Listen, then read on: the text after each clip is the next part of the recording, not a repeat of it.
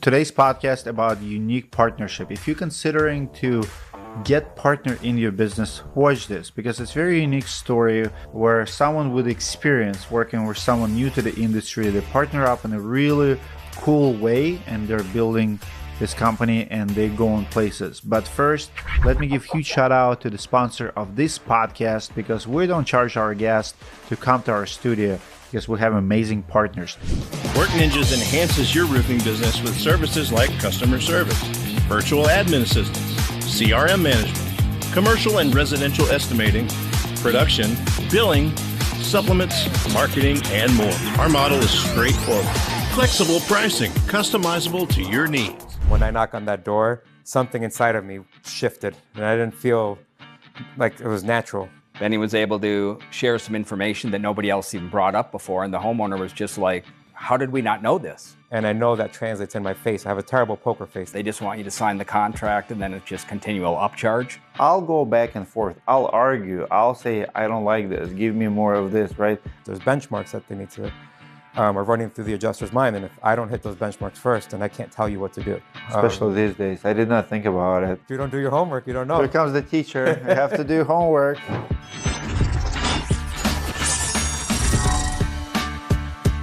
All right, guys, today I have very, very special podcast. Usually my guests are very, very successful, someone who built massive brands or they're influencers.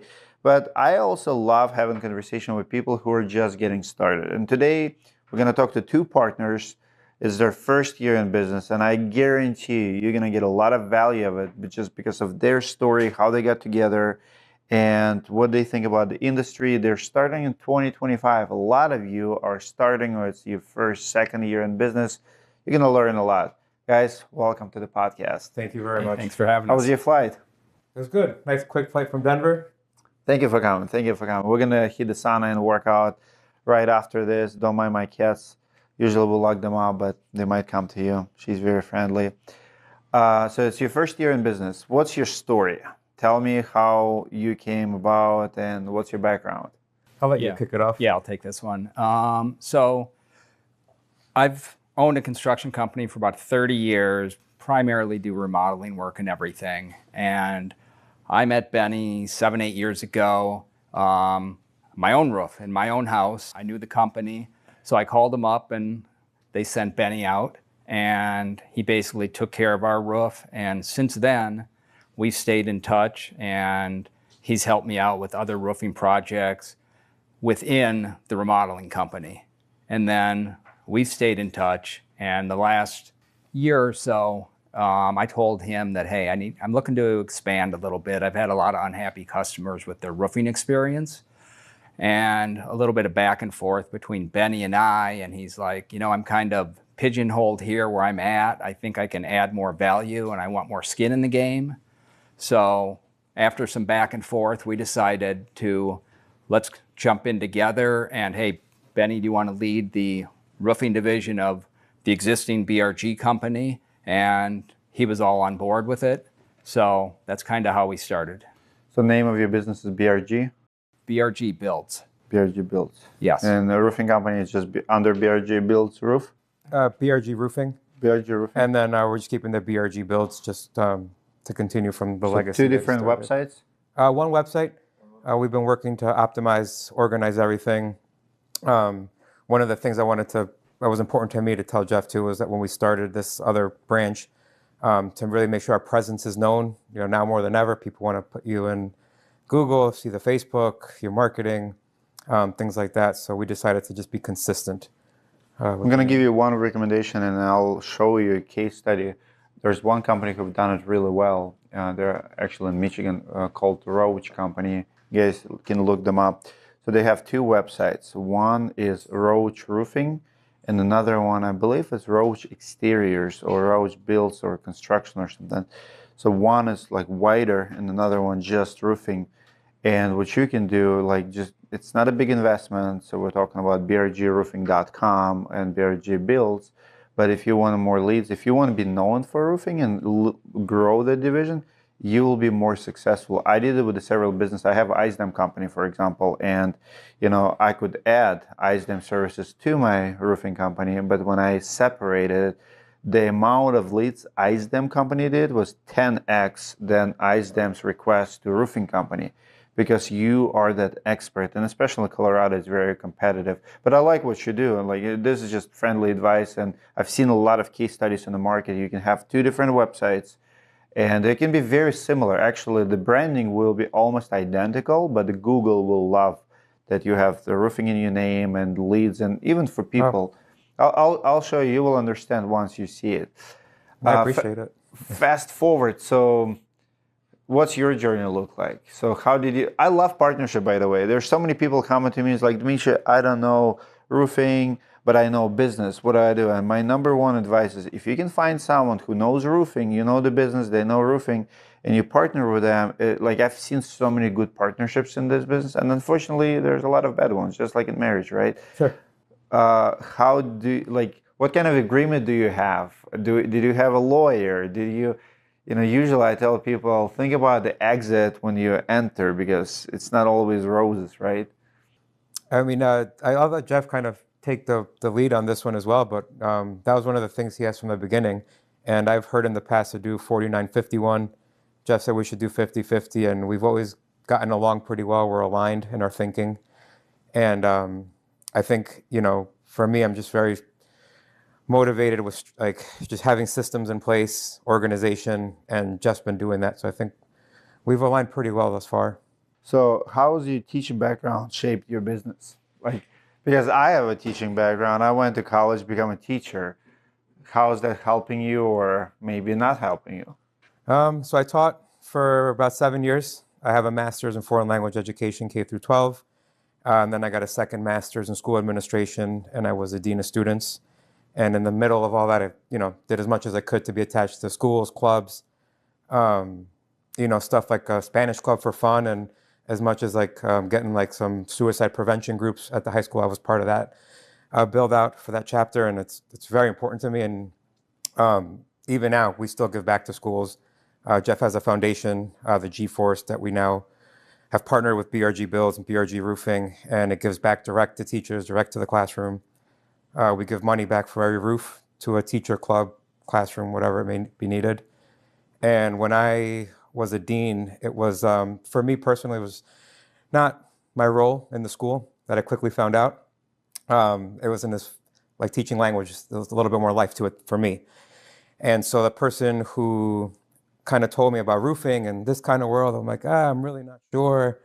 And he was like, look, he's like, you'll be an anomaly in this business. He's like, not many guys are polished. Not many guys can speak, can articulate things that they're thinking in a way that's professional and, enough that the client understands. And so I kind of started with like, all right, what do we do? He's like, well, educate your client like you educated the kids. And I just took it and ran, and people really love it. Something for me is like when we're the third or fourth roofer, it's my favorite thing. Sorry, does he has a teacher's heart? Yeah.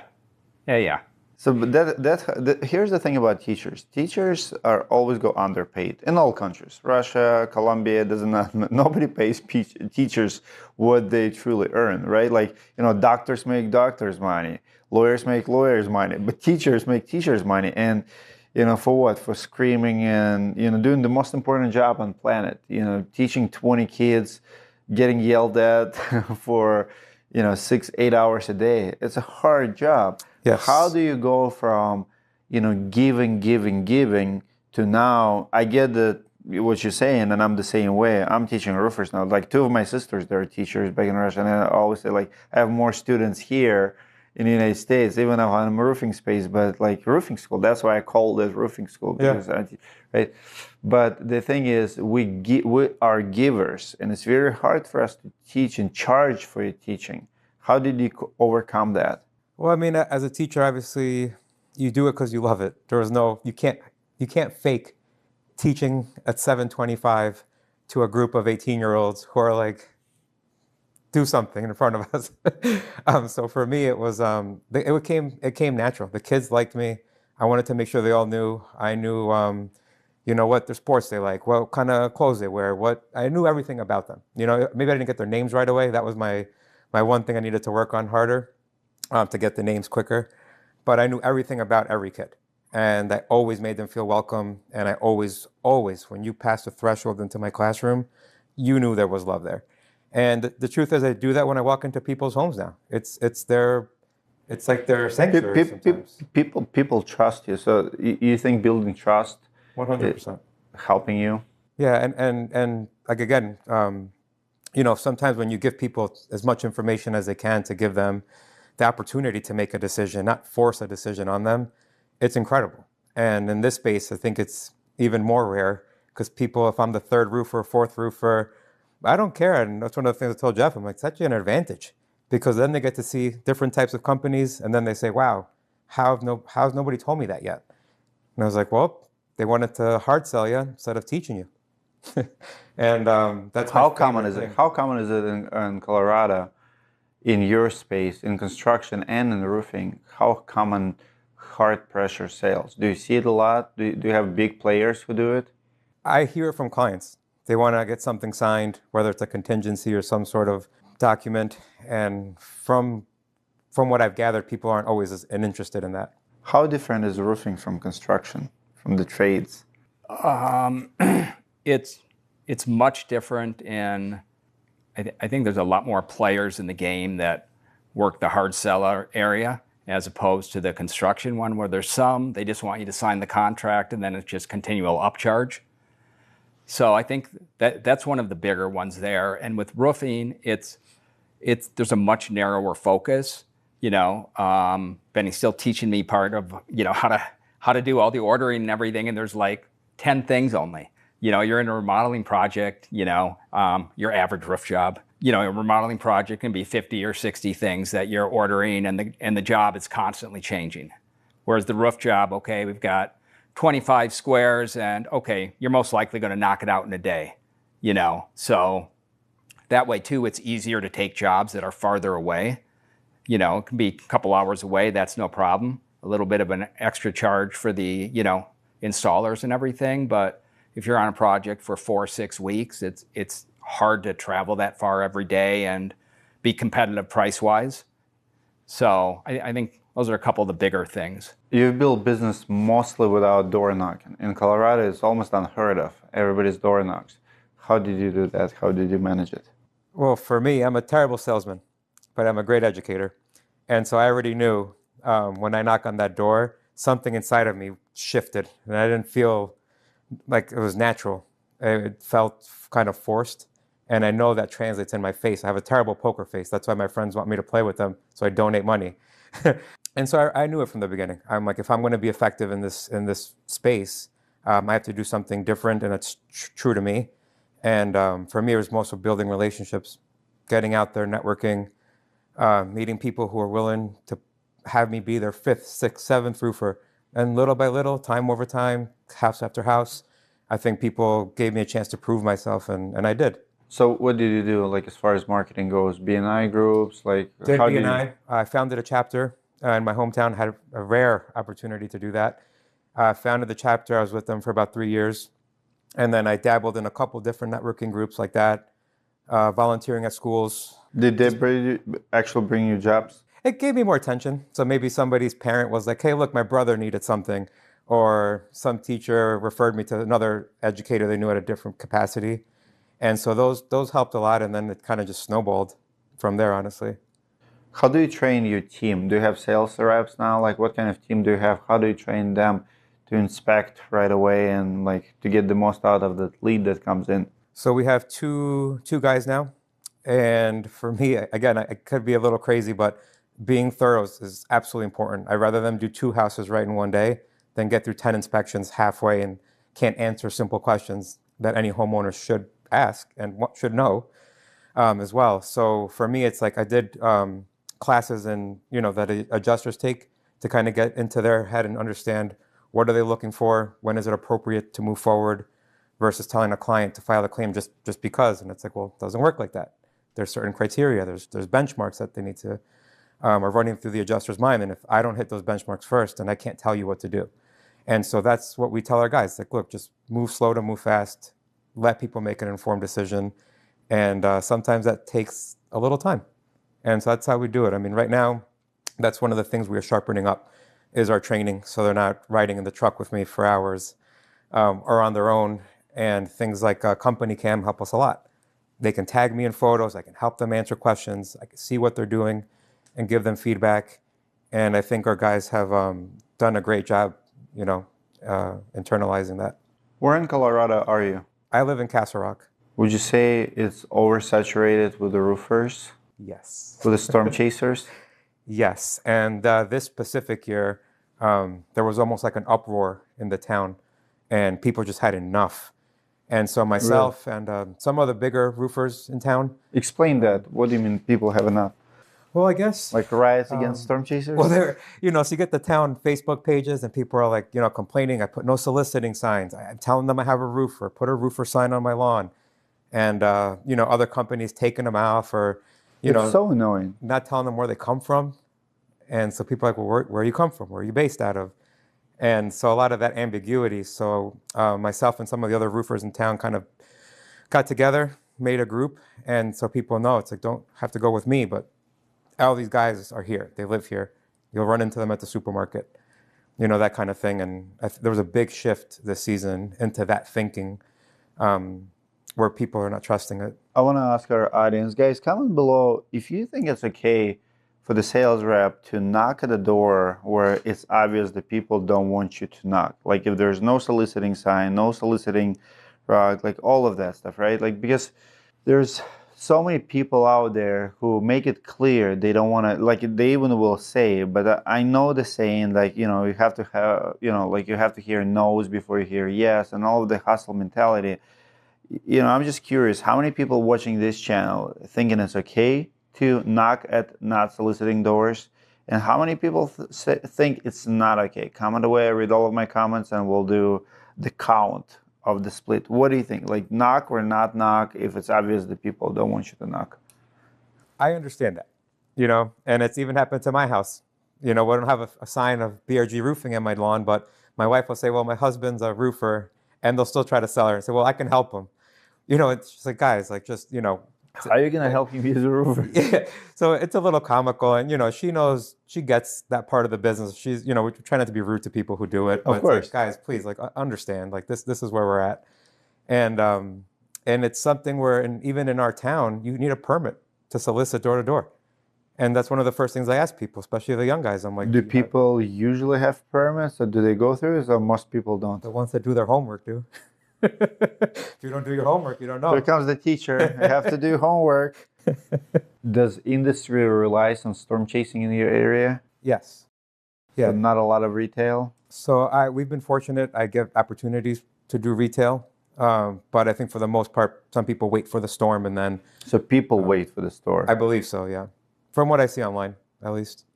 Yeah, we've been fortunate to stay busy. And even when I was before BRG, I got calls all the time. And anything in the winter usually just got pushed to the spring when the weather was more appropriate rather than a cold install. Next question is a little tricky, but I want you to think about it. Like, are homeowners getting smarter or more confused about roofing?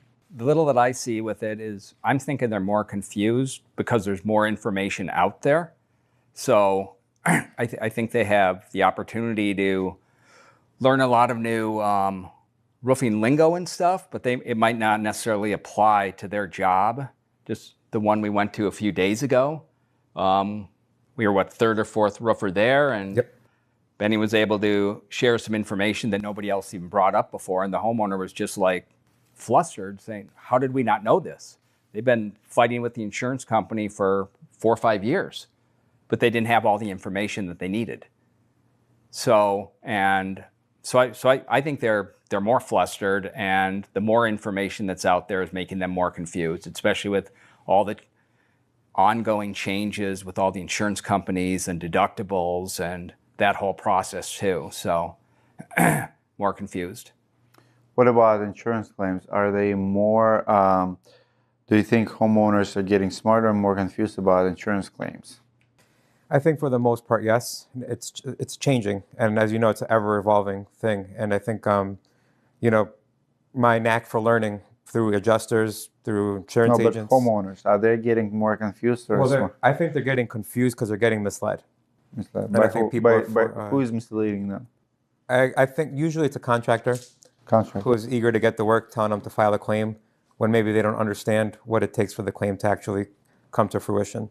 Labor shortages, tariffs are hot topics in the industry right now. Which one are you concerned? How is the Colorado affected by both tariffs? Well, tariffs probably we all feel price increases, but what about other stuff, political stuff that we see? ICE, deportations, labor shortages, any of that you've actually experienced? No, thankfully not yet, and hopefully not at all. No, I mean, in the remodeling end, it's definitely slowing down. I think that's more of a part of interest rates and everything. So there's actually, more people looking for work out there now. So that it's much easier to fill that void than it has been in years. That's good to know, because that's the downside of slowing down, or upsides, like people looking for work. So great. Because I do see that industry is slowing down. I do see that demand is not there. So it's much harder to be in business. Competition is, do you feel it too? Absolutely. How many roofers do you have in town? Do you know the number? Probably a very, very large one. I see it all the time. How many people knock at one single door after the hailstorm? 20, 30, 50? When we had the one in Castle Rock, some people were saying over 15, easy, that they remember. They remember in one day. Yeah, and that's the thing about our town is it's very strong. So if you're from there, you know it.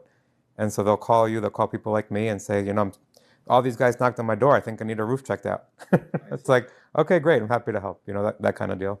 So you have not seen the impact of immigration rates, not like California or Texas, I guess. You see stuff on the news. You see? But nothing that has been in our sphere. What about material increases, like on your side, on remodeling side? Yeah. So I know everything went up. I remember 5-6 years ago, drywall and lumber went up, but then it came back down. But the roofing, it never goes down. Right. So it keeps going up. What price increases do you see now? From the remodeling end of it, everything has pretty much come back down to pre-COVID. It did? Within reason anyway. So it's not the astronomical pricing that it was, 4 or 5x on everything. So that's pretty much in the past for now. So why do you think roofing never comes down? I don't know. I mean, insurance companies maybe. I'm not sure how that works. It's not an insurance company, if you ask me. It's a game of its own. So manufacturers and suppliers, it's their own little corporate greed. I think that's why when you get the increase letter, it's 8 letters coincidentally the same day. Of course. So my question to you is, you love teaching. Why did you leave teaching for roofing? That's a good question. I think becoming an administrator was one of the things that changed my perspective in the building. Being in your classroom all day is different than I was a dean of students. I was dealing with, kids getting in trouble, consequences. You're no longer aligned to the teacher. Sometimes they see you as an administrator, not as a peer.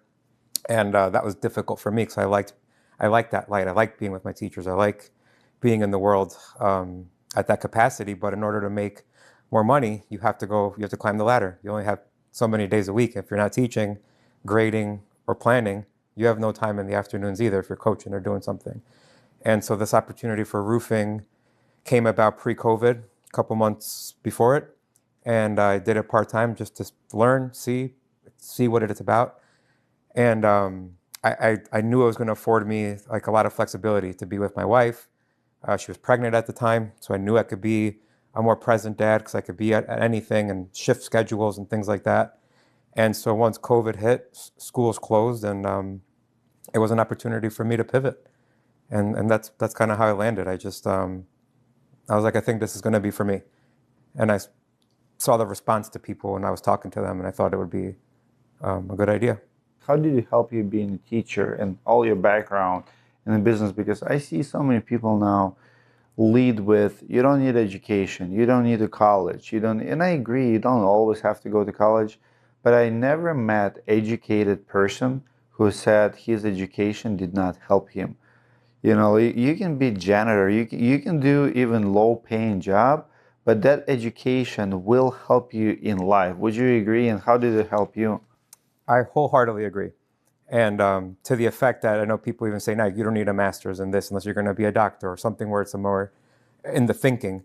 But the truth is, like, almost impossible as it seemed to get a master's, let alone two, you learn to learn. Not everything I learned in doing that master's helped me be a better Spanish teacher, but it helped me to overcome almost anything. I really could learn anything I want because I know you put the time in, and that's what the higher education is. You learn to learn and be resilient. Exactly. And then whatever trade you like, it's the same for me. Like, no matter what's in front of me, I can learn it. And you know what's funny? Today in AI world, you can see people educated and not educated using the AI, which AI is beautiful, but you can see not educated using it like just tip of the iceberg. They don't do research. They don't go back and forth. And educated people, they'll spend like for me, when I talk to ChatGPT, when I want to write an article or whatever, I'll go back and forth. I'll argue. I'll say, I don't like this. Give me more of this, right? I hate when ChatGPT tells me how good I am. Like, that's not what it is for. But you can tell who's using it and never actually went to college. Right. Well, the prompts are an incredible power that I think is going to be, if not already, a gigantic shift. You could put resources in there, books to But reference you have to know how to do it.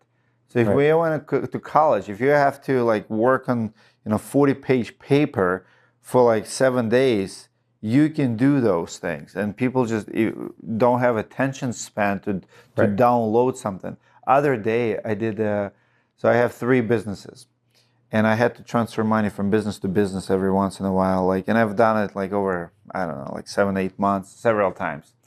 And I did not want, so number one option that I had, like, reach out to your accountant, see how much did you transfer and which business owes which, right?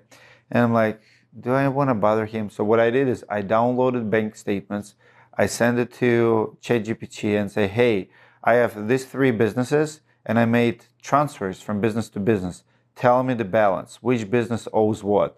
And it calculated, like, this business owes $78,000 to these 2 businesses. That's amazing. It's amazing, but it thought for it like for 3 or 4 minutes. It has to analyze right? And I did not want to do it. But even downloading the statements and uploading and giving that prompt, it's still, let's say, 5 minutes of my time, 10 minutes. But a lot of people will not even go to that level of thinking. Right. It actually, and pro tip to the roofers too, use it for your insurance estimates.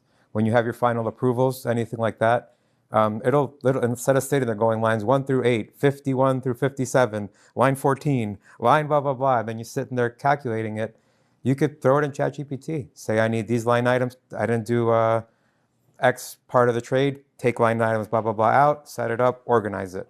And you just got that done in under 10 minutes instead of sitting there with a calculator using valuable time. Just kind of deciphering them. So, do you use ChatGPT, and how do you use it? I use it. I use it a lot more for maybe writing some papers or trying to learn answers to questions I don't know, how to figure things out that I don't know, and I might not have somebody in my speed dial that I can say, hey, can you help me with this? So it's like, okay, let's sit down and let's analyze it and let's put it in there and see what we can learn. And we actually did a trip to France earlier this year, and that planned our entire itinerary for 2 weeks. And my wife and we drove around France. It found all of our lodging and where to rent a car and where to eat. And it was ChatGPT did that for you? Yeah. It took a little bit of time back and forth, but it basically put our whole trip together. It was great. I recently did it. I did like BMI Direct. A few people bought underlayment from me in Wisconsin and Chicago, and I put addresses and I'm like, calculate because I was confused. I'm looking at the map and I can see that I can do this and this. Like, it's just like straight up and down. I'm like, they're so close, but it's like 30 minutes, but it's 5 hours away, but they're 30 minutes apart. And I'm like, calculate the most efficient way to make this 3 deliveries. And it gave me like, go to here first, here second, here third, and come back. I'm like, brilliant. So Because cool. I could not figure out, even with like Google tools, which is pretty cool. Just, I told ChatGPT where I was and where I need to be. And it could be like 20-minute difference. Like if I would go to one address and then to another, it's not a big deal. But you're already in the car for 4 hours, extra 20 minutes, it adds up at that level. Absolutely. What do you miss or don't miss about the teaching? I miss the kids. That was my favorite part, especially teaching for any capacity, but for me, languages. Seeing them come out there with some Spanish or culture, music, food. I mean, some people thought it was just conjugating verbs. Not everybody's good at that. But I miss that. I miss the inspiration in their face at 7:30 in the morning. And they're like, this guy's crazy if you're teaching me Spanish. And they come out there having a good time, learning stuff. I miss that little spark, So my wife signed me up to become a soccer coach. She's like, can you coach? Like they're looking for soccer coaches. And I played soccer in college and university. I'm like, I can do it. I've done a lot of summer camps. So like I went to teacher training college and then university. So 5 years after my high school. And after each year in the summertime, I've done summer camps, Christian summer camps, regular summer camps. Then because you have to get like certain hours, and I'm talking about like 2 weeks, 3 weeks, like full blown summer camp where you take like 30 guys and you just do something with them, right? So I was like since 16 to 22, like every summer I was around the kids. And fast forward, so I came to the United States 20 years ago.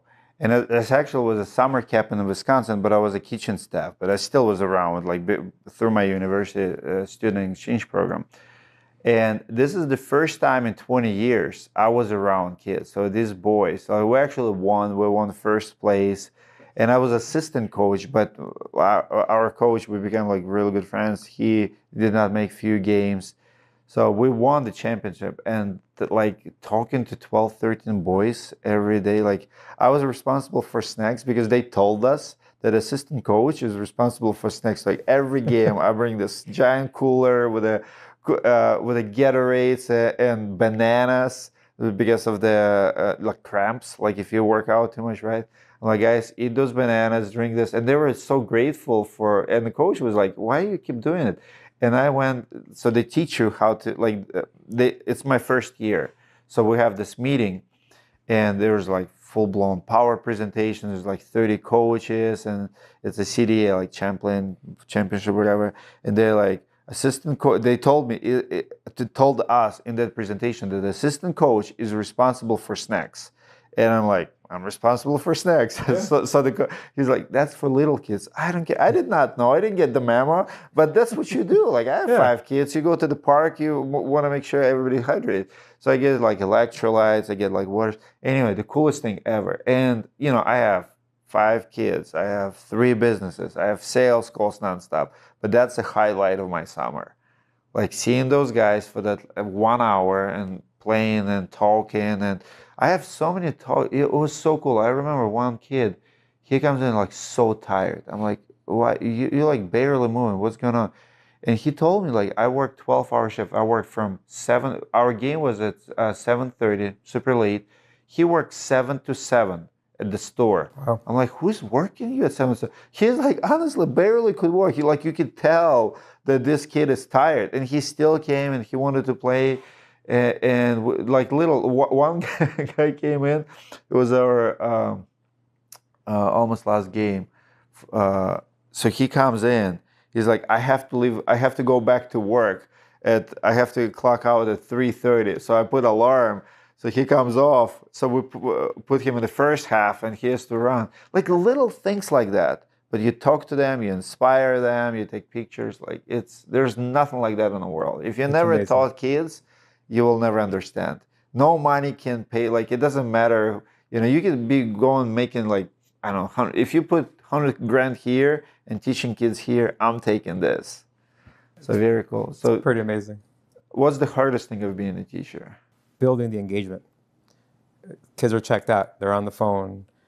Especially these days. I did not think about it. That part was a thing overcoming because they're dealing with a lot of life that adults deal with, except it's in their pocket. Yep. So you want to have this, but they're worried about this. because of a message, because of Just to get their initial. trying to get back to this person, or there's drama going on. That was a big part of it. That it's going to be a really uphill battle for here on in. Yeah. So I didn't even think about. Yeah, unless you have like strict rules, like no devices, which I would support because, yeah, you know, like we adults sometimes don't need, you know, the phones. We're like surrounded with like you have to have discipline. Kids have no discipline. it's really tough. Adults don't have discipline. Yeah, I saw it in the middle school a lot too. When I was a dean, 11 to 13. My thing to all the parents is get rid of that thing. It's gonna haunt them day and night. Their brain's developing so much. It's too much for an 11-year-old. What's the most rewarding part of roofing on the other side? You like it now. I'm Because it's one day job. Yeah, I'm learning all the intricacies of it, but from my perspective, like I touched on before, it's nice. The job is they're almost all a day long for the most part. You know, your average roof. So be there. You know, customers are always flabbergasted that the tear off is done by 9 a.m. You know, they can't believe it. They're like, "Whoa, these guys are flying." You know, and then you know, you close out and you get done somewhere at the end of the day and get it all cleaned up and everything. And you know, as long as there's no major hiccups, customers are really enjoyed. You get it done so quick and cross that one off their list. So that's one thing I take out of it anyway. Let's talk about roofing education. Who has taught you the most about success in the industry? Who do you follow? Who did you learn from? One of the first things I did, like I said, you came up almost instantly. It's literally just typing in like education and roofing. So thank you. Podcasts. I know the Roofing Insights one, obviously, but like the Roofer Show. There's another one. Adam Bensman. Yeah, Adam Bensman, Roofing Success. The name just escaped me now. One of these guys that does marketing, Joe Hughes. Joe Hughes, being 5 Mile famous. People really don't understand that it's way more effective than to cast a net to the whole world. It's like, just do what you do good near you first, and then maybe go up. So things like that have been pivotal for me. Just hearing other guys, their stories. I'm really lucky. Guys in my dad's group in Castle Rock that have helped me learn and have put my name out there. And that was the biggest compliment I think you can get from a really successful company when you're starting. 100%. We're going to wrap it up. I have 4 short questions. You can answer quick and short, or you can expand. One thing every HOA board needs to hear. The truth. Truth. What is the truth? The truth, I think, having as much data as they can, especially in an HOA, complex things that are big scale, it's a lot can fall under the cracks. But if you do it organized and in a systematic way, they really can understand what you're talking about. Do people try to lie to them? I think the opportunity is very big and people want it. So maybe even if it's not Manipulate volitional, maybe that want maybe overarches the information. The weirdest thing about roofing in Colorado. How many there are there? Roofing companies? How many there are there? But the weirdest thing is how many people don't take the time to inform their client. Like I said, I like being the 4th guy there because then they realize who knows what they're talking about or who cares about them. How important is the education and knowledge? Because so many salespeople say product knowledge does not matter. This does not matter. So I'll take that one. I mean, I've said it for years for the remodeling end. The most important thing is to educate the client. If there's issues throughout a project, over 90% of them are going to be because there wasn't proper communication. So I think you really need to set the bar for that high right away, and you need to follow through on it. So I think that's huge. What advice would you give to best just starting company, brand new, starting tomorrow? Move slow to move fast. Do things right the first time. Don't let little things shake you. Just be resilient. You'll be fine. Just do your homework. That's the t-shirt for you. Do your homework. Last question for you. What should I see in France? What was the most amazing thing you've seen? Normandy. Normandy? Yeah, Normandy was incredible. Normandy followed by Mont Blanc, which was fantastic. especially if you like the mountains and skiing. We weren't there during ski season, but Normandy first. I mean, the history, affected the whole world. So it's just impressive. So that's number one. Awesome. Guys, comment away if you have any questions for me. I read all of my comments. Say something about this podcast for my guest today, and I'll see you in the next video.